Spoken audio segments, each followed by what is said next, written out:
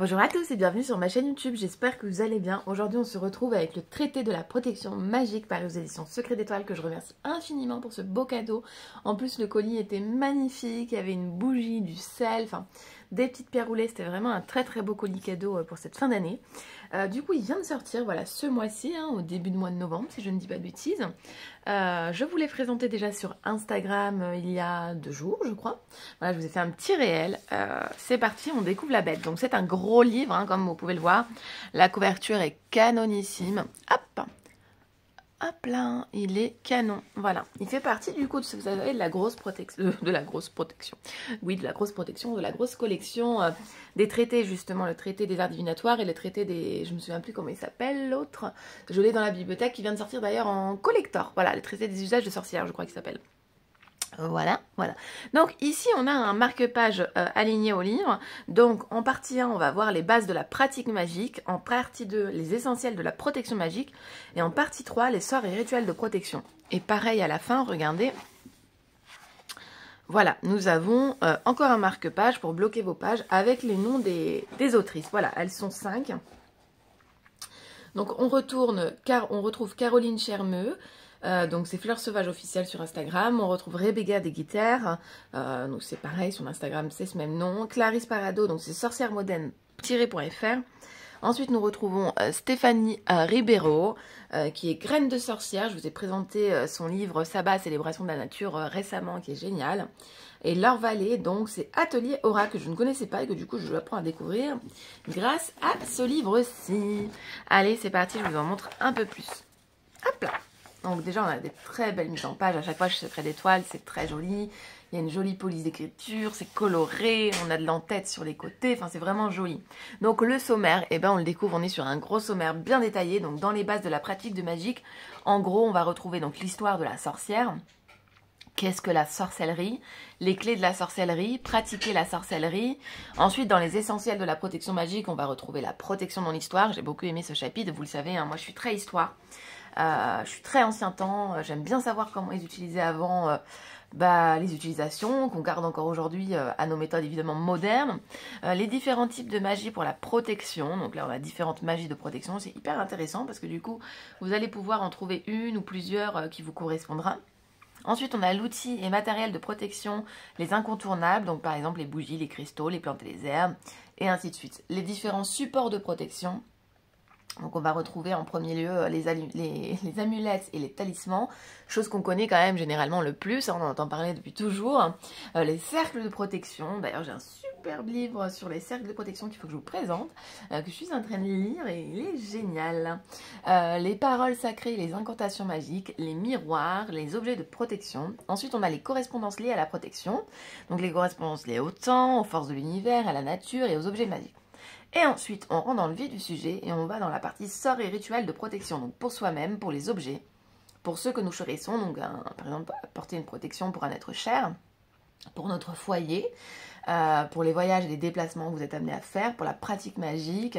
Donc c'est hyper intéressant, c'est très complet. Donc ici on a l'avant-propos, on vous dit voilà, vous n'êtes pas obligé de pratiquer la magie au quotidien pour vous protéger, mais c'est vrai que ça peut vous aider quand vous vivez une période un peu difficile, où vous ressentez que vous avez vraiment des énergies négatives autour de vous, par exemple dans la maison ou autre, et du coup ces petits rituels de protection vont vous aider, et puis on va pas se mentir, c'est sympa de se sentir protégé.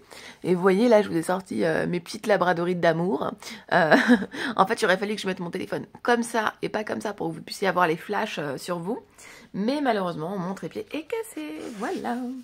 Mais bon, c'est pas grave, nous sommes là, on a la vue sur le livre, c'est le principal. Donc là on a une magnifique illustration, ici donc les bases de la pratique magique, j'adore, regardez-moi comme c'est fait, donc l'histoire de la sorcière, une figure ancestrale, les savoirs magiques. Donc là, on vous dit, le marteau des sorcières est un référentiel de pratique visant à mener au bûcher les sorcières en 4 étapes. L'accusation souvent anonyme ou par simple oui-dire, la torture afin d'obtenir des aveux, la recherche de marques comme signe du démon, enfin bref, du grand n'importe quoi. C'était, voilà, un grain de beauté était associé, bref, heureusement que nous avons évolué. L'exécution, la sorcière était brûlée vive, bon ça on le sait malheureusement, beaucoup de cultures ont été éteintes suite à tous ces drames. Donc là, on vous dit le terme sorcière est né au Au XIe siècle, avant on parlait davantage de magie, mot issu du persan magus, qui évoque la sagesse et la science. Le mot sorcière provient lui du latin populaire sortiarus, littéralement diseur de sort, dérivé de sort, désignant à l'origine le procédé de divination qui consiste à communiquer par une pratique en lien avec les éléments de la nature, mais également l'observation du ciel. Sort signifie sort au sens du destin. La sorcière est donc une personne qui a le pouvoir de modifier le destin. Donc, tout vous est très détaillé, c'est très intéressant. Une femme dangereuse, le vrai visage de la sorcière, quelles sont réellement les vraies sorcières, qu'est-ce que la sorcellerie, enfin, vous avez vraiment, au début, voilà, l'histoire, une introduction, savoir de quoi on parle, donc ça peut être un livre qui peut être utilisé et acheté par un débutant du coup. On vous dit, voilà, comment fonctionne la magie. Ici, on a une très belle photo qui est d'ailleurs d'actualité parce que nous avons beaucoup de neige par ici. D'ailleurs, j'ai qu'une envie, c'est d'aller vous faire des photos dans la neige. Malheureusement, je ne peux pas bouger ma voiture. Et j'aime bien vous faire des photos dans un lieu très spécifique. Et malheureusement, c'est un peu dangereux. Donc, on va rester à la maison. J'irai peut-être vous en faire dans le jardin. Éthique et responsabilité. Toujours avoir une éthique, hein. Tout ce que vous devez faire ne doit nuire à personne. Rappelez-vous, c'est la règle de base, on ne nuit à personne, on ne fait que du bien. Et en l'occurrence à soi, on évite d'aller même procurer du bien à autrui parce qu'on n'est pas là pour ça et que il faut garder le libre arbitre de tout le monde. Voilà, donc sans l'accord, on ne fait rien, on est d'accord? Allez, les clés de la sorcellerie, le monde immatériel. Donc ici, on a les éléments, donc terre, eau, feu et air. Regardez, voilà, air et feu, donc c'est hyper intéressant. On vous dit même, voilà, les correspondances, donc les chakras, les énergies, le tarot, le zodiaque, les pierres, les plantes, les animaux, le point cardinal, la couleur et la signification avec des mots-clés, c'est super. Ça vous fait du coup un super gros livre, de toute façon on le voit, hein, le livre est énorme. Quand j'avance, ça j'aime beaucoup quand il y a des petits mots des autrices, là en l'occurrence de Laure, qui nous dit... Je suis moi-même polythéiste et je ne fais pas référence exclusivement à un panthéon bien précis. J'ai développé une relation avec certaines déités et c'est quelque chose qui m'est très personnel. Ainsi, vous ne trouverez pas de nom de déesse ou de dieu auquel vous adressez dans les rituels, car je pense que c'est quelque chose qui vous appartient au propre. Et effectivement, moi, ce que je dis toujours, par exemple, en soins énergétiques ou à mes consultants ou peu importe, je leur dis toujours, vous adaptez à votre vie, à vos croyances. Il n'y a pas de bonnes croyances, il n'y en a pas de mauvaises. Elles sont toutes bonnes tant qu'on y croit et qu'on ne fait de mal à personne. Voilà. Y compris pour vos purifications, y compris pour vos façons de faire, y compris pour vos façons de tirer les cartes. La bonne façon, c'est la vôtre. Voilà. Les mouvements du temps, donc les cycles lunaires. On va avancer. Donc ici, on a les sabbats, évidemment, on ne peut y passer. Hein. J'adore les illustrations. On a même les jours. Et ça, je trouve que c'est génial parce que ça fait partie des bases, hein, de la pratique de magie. Il y a des jours qui vont appuyer vos fameux rituels, justement. Par exemple, vous voyez, le jeudi. Nous sommes vendredi. Tiens, on va lire le vendredi. C'est le jour de Vénus. Il est dédié à l'amour, à la passion, aux émotions, aux arts et à l'amitié et à la fertilité. Voilà, le jour de l'amour, c'est Vénus, évidemment. Donc, tous vos rituels en lien avec ça, il vaut mieux les faire le vendredi. Voilà. Le monde matériel, donc ici on vous parle du matériel, on le répartit. J'avance un petit peu pour vous montrer, hein, et pas tout vous montrer surtout. C'est très joli. Ici la magie des enchantements et des charmes. Et vous pouvez le voir, après on change de couleur hein, quand on rentre dans les rituels. Regardez. Tac. Je vous montre déjà. Dès qu'on rentre dans les rituels, on change de couleur au niveau du jaspage. Donc c'est très sympa pour s'y retrouver très facilement. Bon, après sinon vous avez le sommaire évidemment, mais vous voyez, hop, premier protocole, protection de l'être. Et c'est très bien d'ailleurs de commencer par ça. On passe dans le jaune. Voilà, donc ici on vous parle des différents mondes, se protéger des personnes toxiques, en clair. Sorts et rituels de protection, les correspondances. Donc ça c'est très intéressant de connaître les correspondances. Hop. Donc voilà comment il se construit. On vous explique tout, c'est génial. Voilà, vous avez même une partie sur les plantes. C'est vraiment très intéressant. Et en bref, à la fin, donc vous avez vos rituels. Donc par exemple, vu qu'on est tombé dessus, on va aller voir le fameux sel noir. Ça vous dit? Je vous le lis? Allez. Donc pour éloigner les mauvaises énergies du foyer, on va utiliser du sel noir. Donc le sel noir est bien connu des sorcières pour se protéger des esprits de passage, des personnes malveillantes et des intrusions. Vous pouvez en répandre sur vos seuils de porte vers l'extérieur et dans les encadrements de fenêtres.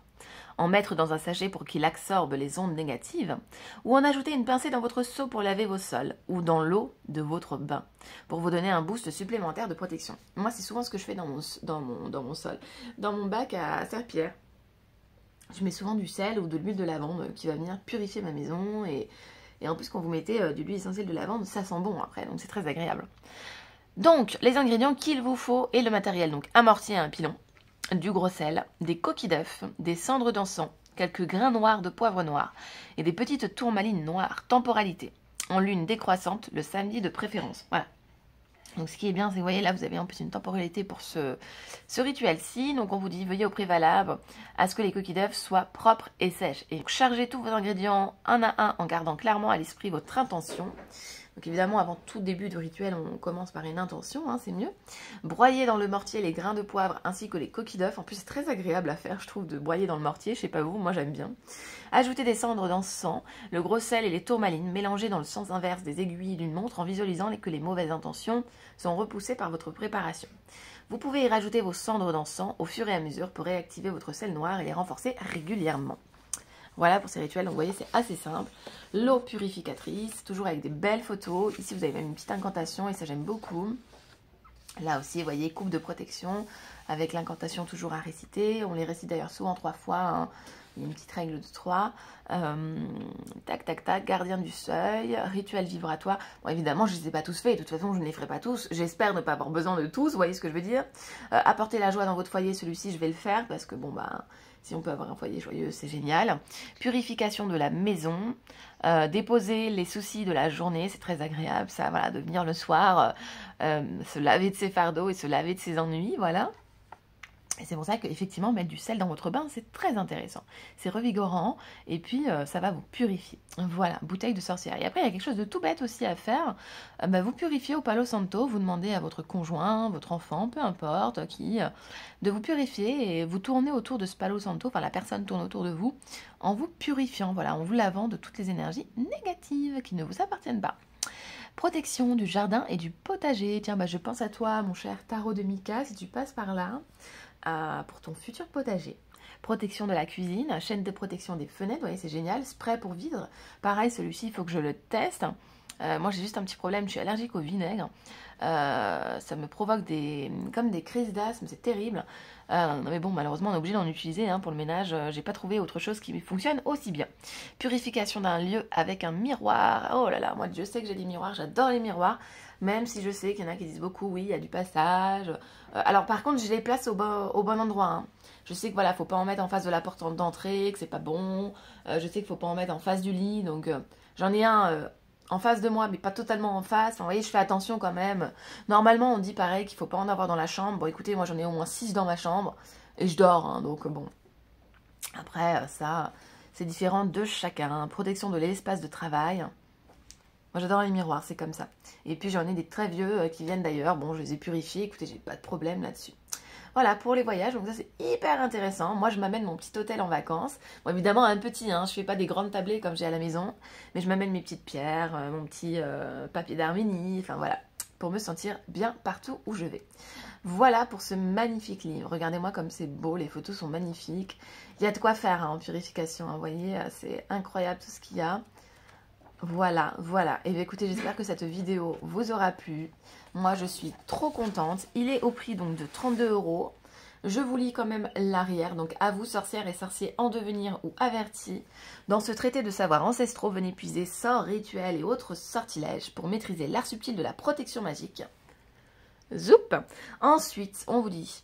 pour nous-mêmes ou ceux que nous chérissons, pour notre foyer et ses occupants, pour nos voyages et nos déplacements du quotidien, ou bien encore pour notre pratique énergétique et magique. Découvrez dans cet ouvrage mêlant savoir-faire ancien et moderne toutes les protections possibles à mettre en place.